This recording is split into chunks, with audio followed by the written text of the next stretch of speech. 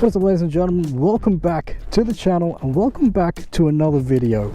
That is the Harley Davidson Street 500, and I've always been curious to find out what it feels like to ride it, because when I was first looking to buy my second bike, I was deciding between this and the MT-07, and obviously we know how that went. So I've always been curious to see, did I miss out by choosing the MT-07?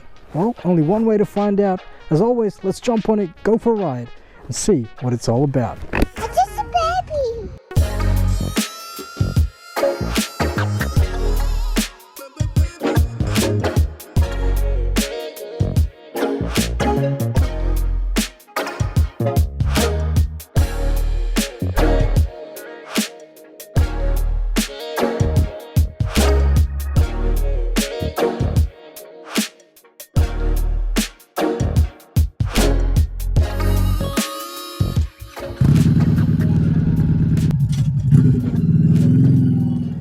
So, Harley Davidson Street 500, the baby Harley.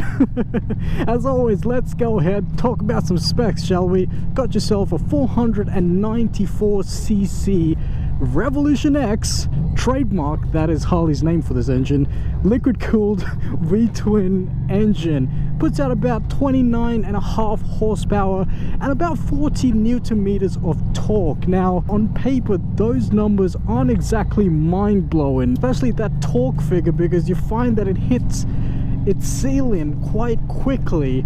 Now it's something that's very hard to convey through a video, but I'll try to demonstrate as best as I can from a standstill here. Alright, here we go. It takes off and gets up to speed just fine, but within that first 2 seconds of taking off from a standstill, the torque just dies, and anything after that 3500 RPM point is just noise, which if you have an aftermarket exhaust on this bike, it's a lot of noise. Which, by the way, the exhaust on this bike, if I'm not mistaken, says Freedom on it. Now Freedom is not a brand of exhaust that I'm particularly familiar with, especially for this bike, but it's kind of funny considering that this bike, being from an American brand, and America is very synonymous with that whole Freedom America kind of meme.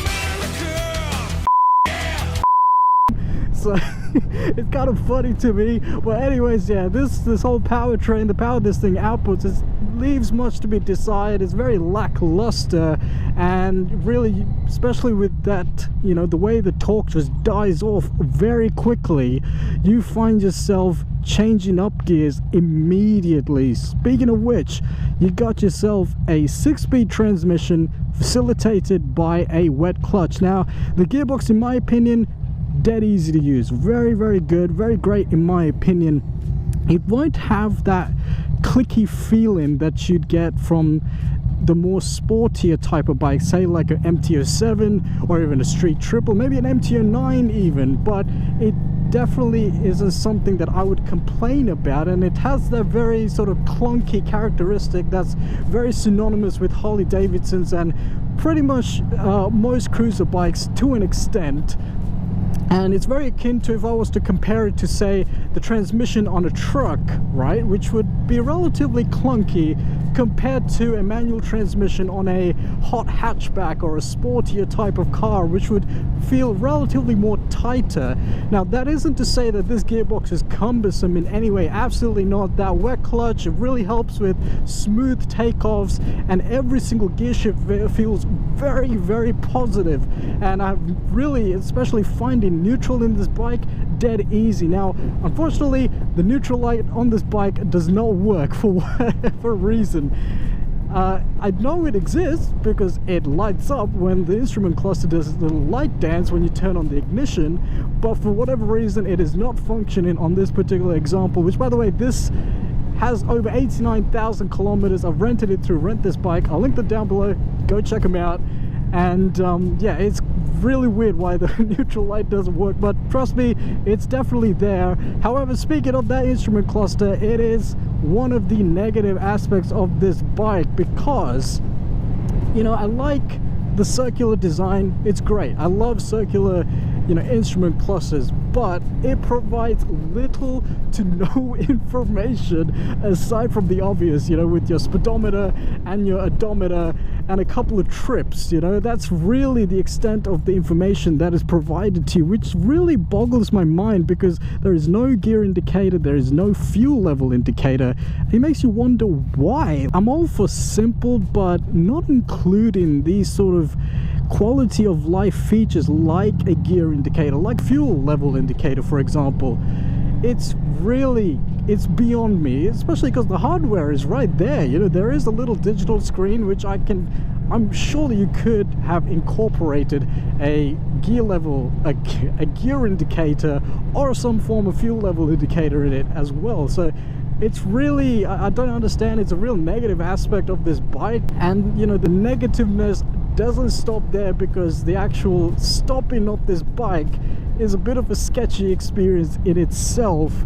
Up front, you got yourself a 300mm single disc coupled up to a 2-piston caliper, and out back you got yourself a 260mm disc coupled up to another 2-piston caliper. And it's that rear brake that really lets down this bike, because in previous bike reviews that I've done, I have quite often mentioned how the rear brakes tend to be not as powerful compared to the front brakes, and this particular bike is no exception, but it takes it to a whole nother level. If anything, I would confidently say so far it is the worst feeling rear brake I have ever experienced on a motorbike, because you really got to mash the throttle to get any sort of braking output from it, and even the braking stopping power that is outputted is very minimal, at the least. And really you'll find yourself, you need to use both the front and rear brake equally in order to bring yourself to a safe stop. Especially with that rear brake, you've really got to mash it down. Keep it in mind, do not mash down the front brake, as you are gonna grab it, and you don't want to do that. You don't want to do that. Now, I know I'm probably painting this bike in a very negative light, but I'm a glass half full kind of guy for the most part. The power is adequate, the torque could use a little bit of tuning, the gearbox is great in my opinion, instrument cluster leaves much to be desired, and the brakes take a little bit of finessing to get the most out of them.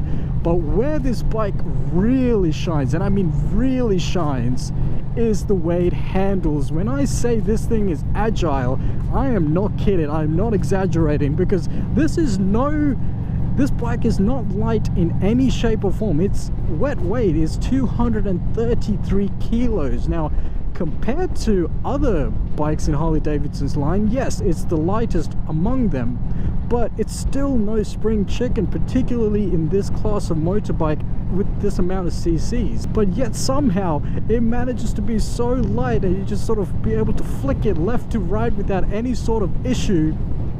And you really feel confident, actually, just how well this bike is able to fall into a corner without any sort of hesitation. And really, whether it's slow speed maneuvering, traveling at the average speed limit, this bike is incredibly nimble and incredibly stable, even at highway speeds as well. Now, of course, part of that is the suspension and tire package. Up front, you got yourself 41mm telescopic forks, and out back you got dual shocks with emulsion technology, so it really helps with ironing out the bumps and providing a smoother ride. And it also provides preload adjustment as well.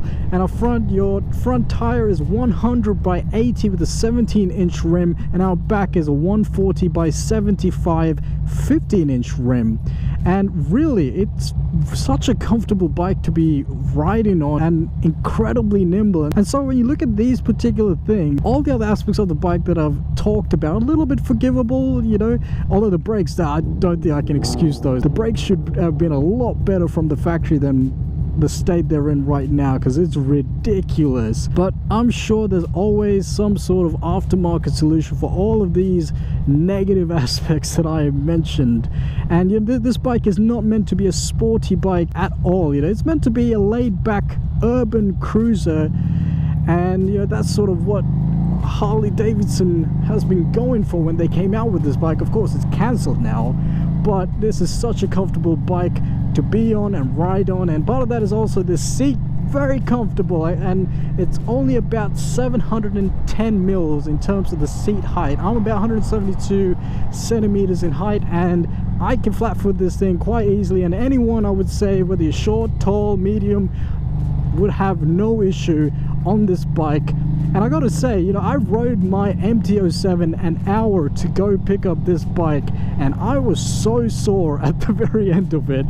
But when I rode back on this bike the same hour, the same amount of distance, I didn't feel sore at all. The only amount of soreness that I've really felt was in my wrist, but I think that's because the throttle has a little bit of play in it, and so trying to compensate for that constantly, especially for an hour where averaging about 100 kilometers an hour on the highway, it does put a bit of strain on the wrist. So that's the only thing I can complain about. But in terms of the seat, incredibly comfortable, and the riding position also comes into play there, where it's a very upright posture that you find yourself in when you're riding on this bike, where the handlebars are located and the foot pegs as well really creates a neutral riding position. Now the foot pegs, I believe you can get them as a forward set, but in general usually they come as this sort of mid set where they're in line with your elbows, and you have your arms stretched out, and it's a very comfortable riding position. So I have no complaints whatsoever there.